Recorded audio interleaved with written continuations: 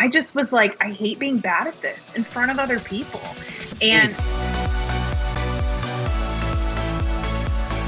let's talk through your experience on double unders. Because then because I feel like, I feel like, remember when I asked you if there was anything you didn't want to talk about and you said no? No. Double unders. I think we found it. I'm curious to hear your path towards figuring out your double unders, because you said that was, kind of a few years worth of practice and work, and I'm sure frustration, if I had to imagine, right? So part of my, I guess, problem or challenge was that I avoided practicing them because I wasn't good at them.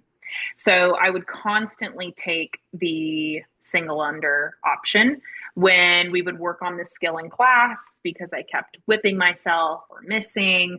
I didn't really want to ask questions. I would shy towards the back of the class. I just didn't put in the work to get good at them. And I didn't utilize those opportunities in class to just practice in the workouts. I never took the option of, hey, why don't you do 30 seconds of attempts and move on and see how many you get? And that becomes your new threshold for the class.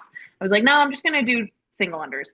And I repeated that habit for years. And so I would either not show up to class when a double under was programmed in a workout, which is super silly, right? So I totally was cherry picking my workouts around the double unders for years.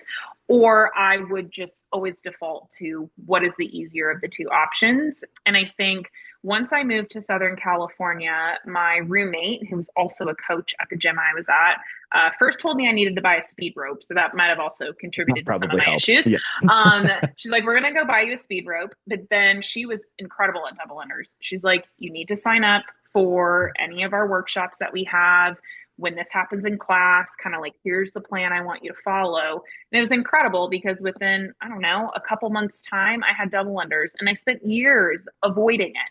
Just avoiding it altogether or taking the easy route. So yeah, my journey to double unders was pretty extensive, probably unnecessarily, but it was a challenging time for sure.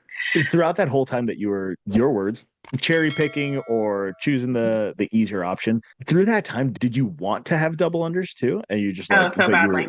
Okay. Because there are some people that do that and they have zero interest in ever doing double unders, right? So I just was like, I hate being bad at this in front of other people.